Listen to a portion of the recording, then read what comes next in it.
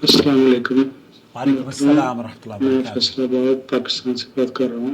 फैसलाबाद। मुझे ये जानना है क्योंकि फैसलाबाद खास तौर पर पाकिस्तान में इमाम हम्बल साहब के मतलब मुक़ल्लिद कम है। तो आप यहाँ पर जो सऊदी अरब में से ये मुझे बता दें कि इमाम हम्बल के तरीके से अगर नमाज पढ़नी है तो इमाम साहब के पीछे हमने सूरह फातिहा पढ़नी है या नहीं?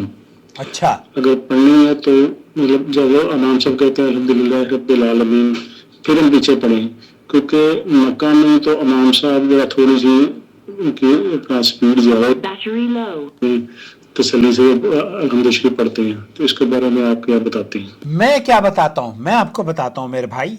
आप देख रहे हैं नूर टीवी जद्दा, और प्लीज़ अगर चैनल आपने सब्सक्राइब नहीं किया है तो कर लीजिए, इसे रेगुलर बेसिस पर देखिए, क्योंकि आपने कहा है कि आप मुझे व्हाट्सएप पर जवाब दे दीजिए। जब हम व्हाट्सएप पर जवाब देंगे तो यूट्यूब पर वीडियो बनाने का कोई फ़ायदा नहीं है। तो यूट्यूब की वीडियो इसलिए होती हैं ताकि बड़े पैमाने तक इस्लाह हो सके, लाखों लोगों तक हमारी वीडियोस पहुंचती हैं, और अल्हम्दुलिल्लाह लातादाद लोग अपनी वज़ू, नमाज, रोज़ा इस्लाह कर रहे हैं। बहरहाल जुड़ जाइए, और जिस तरीके से आपको चैनल की ज़रूरत है हमें भी आपकी ज़रूरत है। सपोर्ट कीजिए जॉइन मेंबरशिप के ज़रिए। देखिए, आपने कहा है कि इमाम अहमद इब्न हम्बल के मुक़ल्लिद कम है पाकिस्तान में, और अगर हम उनकी तरह से नमाज पढ़ना चाहें जैसे इमाम अहमद इब्न हम्बल पढ़ा करते थे, तो फिर इमाम अहमद इब्न हम्बल, आपको ये किसने कह दिया कि आपकी नमाज इमाम अहमद इब्न हम्बल के तरीक़े पर होनी चाहिए? आपको ये किसने कह दिया कि आपकी नमाज इमाम अबू हनीफा रहमतुल्लाह अलैह के तरीक़े पर होनी चाहिए? आपको ये किसने कह दिया कि आपकी नमाज इमाम शाफ़ई के तरीक़े पर होनी चाहिए? आपको ये किसने कह दिया कि आपकी नमाज इमाम मालिक के तरीक़े पर होनी चाहिए? आपको ये किसने कह दिया आपकी नमाज हनफी मज़हब के तहत होनी चाहिए? आपको ये किसने कह दिया कि आपकी नमाज हम्बली मज़हब के तहत होनी चाहिए? इत्तबिउ मा उन्ज़िला इलैकुम मिर रब्बिकुम वला तत्तबिउ मिन दूनिही औलिया। अल्लाह ताला ये फरमाता है कि उस चीज़ की पैरवी करो जो रब की तरफ से भेजी गई है। और रब की तरफ से भेजी क्या जाने का मतलब क्या है? अल्लाह के रसूल सल्लल्लाहु अलैहि वसल्लम ने फरमाया, सल्लू कमा रअयतुमूनी उसल्ली, उस तरीके से नमाज पढ़ो जैसे मुझे पढ़ता हुआ देखते हो। मक्का के लोग हों, मदीने के लोग हों, देवबंद के लोग हों, बरेली के लोग हों, सहारनपुर के हों, या लाहौर और फैसलाबाद और इस्लामाबाद के हों, कहीं के भी हों, गोरे हों या काले हों, औरत हो या मर्द हो, इत्तिबा उसकी चीज़ होनी चाहिए जो कि अल्लाह के रसूल सल्लल्लाहु अलैहि वसल्लम पर नाजिल हुई है। अल्लाह के रसूल सल्लल्लाहु अलैहि वसल्लम की इत्तिबा ज़रूरी है, ना कि हमें इमाम अहमद इब्न हम्बल की इत्तिबा करनी या उनके मज़हब की पैरवी करनी है। इस पैरवी का तसव्वुर ये एक ऐसा तसव्वुर है जो कि अल्लाह के रसूल सल्लल्लाहु अलैहि वसल्लम का दीन मुकम्मल होने के बाद वजूद में आया है।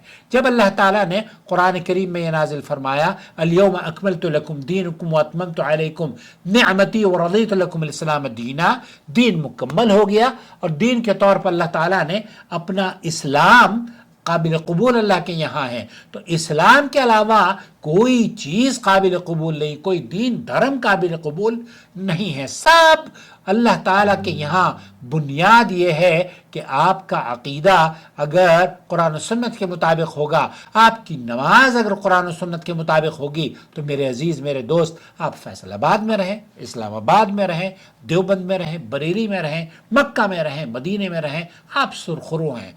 लेकिन अगर आप नबी करीम सल्लल्लाहु अलैहि वसल्लम की इत्तिबा और पैरवी छोड़कर किसी और की पैरवी करते हैं, चाहे कोई भी हो, चाहे वो इमाम अबू हनीफा हो, चाहे इमाम शाफी हो, इमाम बुखारी हो, इमाम तिरमिज़ी हो, गुजर वाले हों, कलकत्ते वाले हों, दिल्ली वाले, अजमेर वाले, लाहौर वाले, दातागंज हों, कोई भी हो, अगर किसी ख़ास मकतब फ़िक्र की तर्जुमानी करते हुए आप उनकी तरह से नमाज पढ़ना शुरू कर देते हैं। हमारे यहाँ, हमारे मुल्कों में तो नमाजें भी फ़कीरों और वली अल्लाह और मुर्शिदों और पीरों के नाम पर पढ़ी जाती है। पीर अब्दुल कादिर जिलानी की नमाज है, पता नहीं किस किस की नमाजें उन्होंने बनाई हुई है।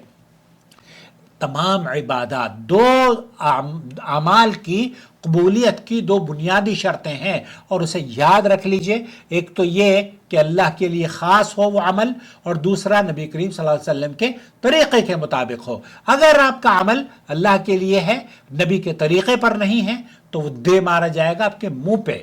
لیکن اگر آپ کا عمل نبی کے طریقے پر ہے اور اللہ کی رضا کے لیے نہیں ہے، تب بھی وہ قابل قبول نہیں ہے. یہ دو بنیادی شرط ہیں: آپ کا عمل، آپ کی نماز، آپ کا روزہ، آپ کی توحید، آپ کی زکوٰۃ، آپ کا حج، آپ کی تمام عبادات وہ صرف اور صرف اللہ کے لیے ہونی چاہیے اور نبی کریم صلی اللہ علیہ وسلم کے طریقے کے مطابق ہونی چاہیے. اگر آپ نے طریقہ اجمیر والے کا اختیار کیا، اگر آپ نے طریقہ بصرہ والے کا اختیار کیا، اگر آپ نے طریقہ ریاض والے یا بغداد والے کا اختیار کیا، کلیر والے کا اختیار کیا، تو وہ طریقہ اللہ کے رسول صلی اللہ علیہ وسلم کے طریقے کے مطابق اگر نہیں ہے تو قابل قبول ہرگز ہرگز نہیں ہے. ہر وہ چیز جس چیز پر نبی کریم صلی اللہ علیہ وسلم کی مہر نہ لگی ہو، وہ قابل قبول اللہ رب العالمین کے یہاں نہیں ہے. اس لیے کہ آپ کو اللہ تعالیٰ نے یہی حکم دیا ہے، قرآن و سنت نبی کی میں پیروی کرو، ثابت ہی اس چیز نہیں کی ہے، پیروی کرو. اور قل اس ان کنتم تحبون پر اللہ، عمل کرنا اگر تم اور اللہ سے اس محبت کرتے ہو طرز پر فاتبعونی کہ اللہ کا یحببکم تقرب اللہ، حاصل پھر کرنے اللہ کے کے لیے رسول صلی اللہ علیہ وسلم آپ کی طرف اللہ تعالیٰ فرماتا ہے وضو پھر مکمل کرتا ہے. کی اطاعت ایسا کرو، ہرگز پھر ہرگز یحببکم نہیں اللہ، ہے، پھر اللہ یہ تعالیٰ تمہیں بلکہ محبت، بدعت ہے. تم سے اور پیار وہ کرے گا، عمل دے گا تمہیں محبت اور عزت اور تمہارا مقام جنت بنا دے گا. لیکن اگر تم کسی اور کی پیروی کرو گے تو اپنا ٹھکانہ آپ خود ڈیسائیڈ کر لیں. کیوں؟ کیونکہ بنیاد یہ ہے کہ ہمارا عقیدہ، ہمارا منہج ویسا ہونا چاہیے جیسے ابو بکر کا تھا. ابو بکر رضی اللہ تعالیٰ عنہ، عمر فاروق کا تھا، عمر فاروق رضی اللہ تعالیٰ عنہ، حضرت عثمان کا تھا، حضرت علی کا تھا، رضوان اللہ علیہم اجمعین. تو وہ نمازیں جو آپ نبی کریم صلی اللہ علیہ وسلم کے طریقے کے مطابق پڑھتے ہیں، صلو کما رأیتمونی اصلی، ویسے پڑھیں. رہا سورہ فاتحہ کا مسئلہ، سورہ فاتحہ پڑھنا آپ کے اوپر واجب ہے. اذا اللہ کے رسول صلی اللہ علیہ وسلم کی حدیث ہے، من صلی صلاۃ ولم یقرأ بها بأم القرآن فہی خداج خداج خداج غیر تمام. اللہ کے رسول سے پوچھا گیا کہ اللہ کے رسول، اگر ابو ہریرہ رضی اللہ تعالیٰ عنہ اس کے راوی ہیں، تو وہ ان سے پوچھا گیا کہ یہ بتائیے کہ اگر ہم امام کے پیچھے ہوں تو کیا؟ نبی کریم صلی اللہ علیہ وسلم نے فجر کی نماز پڑھائی تو آپ پر قرات کا پڑھنا بھاری ہوا، تو آپ نے فرمایا کہ کیا تم امام کے پیچھے پڑھتے ہو فجر کی نماز، جہری نماز؟ تو اللہ کے رسول، ابو داؤد کے اندر یہ روایت موجود ہے، صحابی نے کہا کہ ہاں اللہ کے رسول، ہم نماز سورہ فاتحہ، ہم قرآن کریم کی تلاوت کر رہے تھے، آپ پر جو پڑھنا بھاری ہوا. تو اللہ کے رسول صلی اللہ علیہ وسلم نے فرمایا لا تقرؤوا الا بأم القرآن فإنه لا صلاة لمن لم يقرأ بها. اس آدمی کی نماز نہیں ہوتی جس نے سورہ فاتحہ نہیں پڑھی. اس لیے سورہ فاتحہ ضرور پڑھا کرو، اور اس کے علاوہ جہری نمازوں میں خاموشی سے قرات سنا کرو. تو کب پڑھنی ہے؟ آپ سورہ فاتحہ امام کے شروع کرنے سے پہلے پڑھ لیں، امام کے ساتھ ساتھ پڑھ لیں، امام کے بعد پڑھ لیں.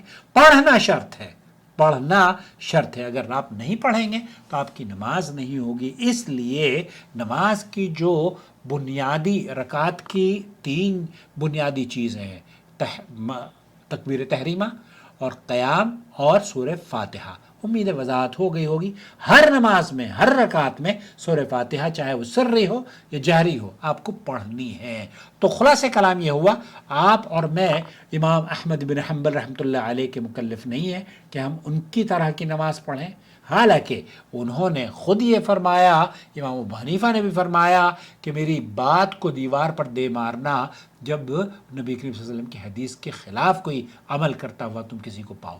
تو اس لیے اس مذہبی اینک کو تھوڑا سا اتار کر چلیں اور قرآن و سنت کو اپنا لیں. والسلام علیکم ورحمۃ اللہ وبرکاتہ.